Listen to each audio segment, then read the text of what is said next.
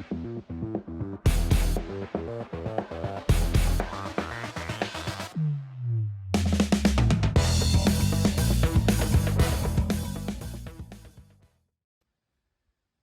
guys, welcome back to the channel. Thanks for tuning in.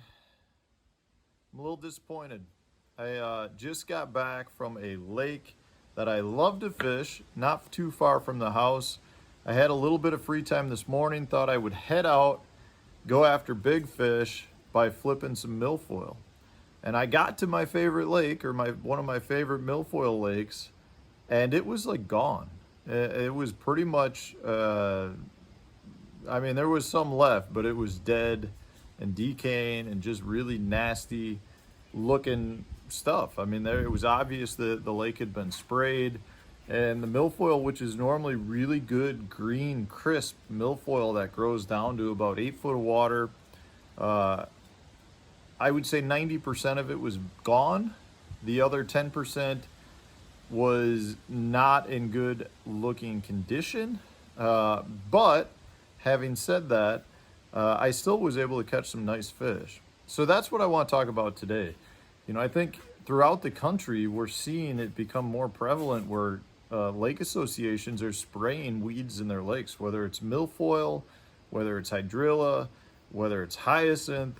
You know, unfortunately, a lot of these are considered invasive plants, but they also are like the best ecosystems that a lot of these lakes have. So even though they're eyesores for the homeowners, they're eyesores for the water skiers and the pleasure boaters, they really do make lakes outstanding fisheries. Like, there are a lot of lakes that weren't that good until they got some weed growth in them, and all of a sudden the fishery exploded. And then we see it time and time again. Lakes get sprayed, and the fishery goes to heck, and it's just like a vicious cycle. You know, the lake associations want the weeds gone, and then they complain that the fishery's bad, and it's, you know, it's hard to find a happy medium.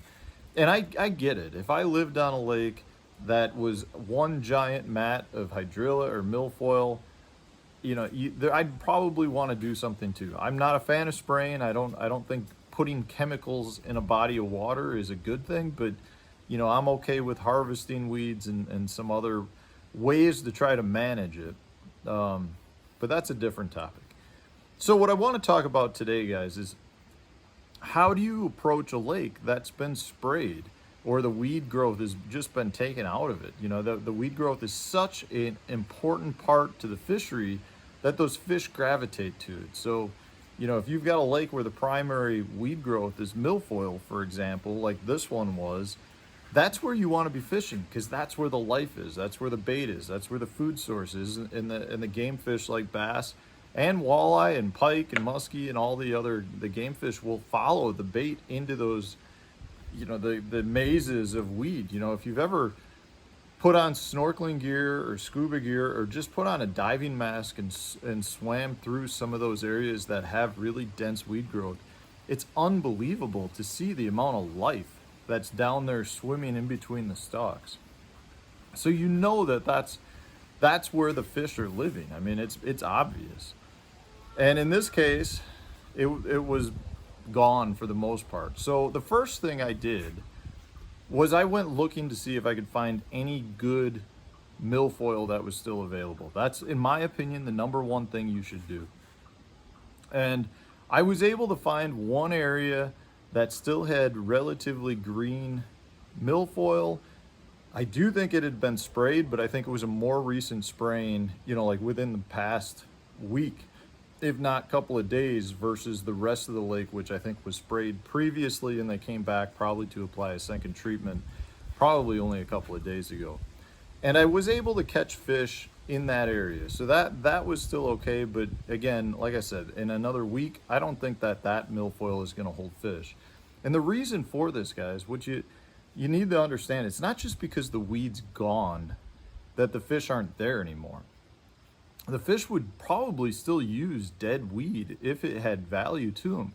The problem is when the weed gets sprayed, as the weed is dying and decaying, it's actually absorbing the oxygen and and releasing, I believe, carbon dioxide into the water. So those areas that are normally plentiful in oxygen because the weed growth is releasing oxygen into the water is now acting in reverse. It's taking the oxygen away through the decaying process. And that's, really what's pushing the fish away from those areas. When you're talking the summer months already, you've got a lot of high temperatures. You've got, periods where you may have low amounts of dissolved oxygen, and therefore the fish are going to be going to those areas to try to find that. And that's where the weed growth comes in hand. But if the weed growth's dying, it's acting in reverse. So the fish are going to want to move away from it. So if you find areas that still have relatively good grass or weed growth, you'll have fish that move out of those big grass flats that are dying into the areas that still have good green grass. So that's why I say the number one thing you want to look for is good green grass. So that's the number one thing I did, was look for more milfoil. I found one small area, caught some fish out of it, and that was it. So the second thing I like to do is then look to see if there's other forms of grass that I can identify that the fish are going to be holding. In this lake, I would say that definitely came through a little bit for me. I was able to find some green cabbage, which was growing outside of where the milfoil was. It was more in like that 10 to 12 foot range. And it seemed like that's where a lot of those fish moved to. The other thing I was able to find was some hard bottom areas that were, again, outside of where the milfoil normally grows. It was a little bit deeper, which I don't have much experience on that lake fishing, but this stuff was more in that 10 to 14 foot range, which I have not had much luck or success fishing before. But in this case, it seemed like those fish moved out of where the weed was killed off, and were sitting out a little bit deeper where I normally don't catch them because they don't need to go that far.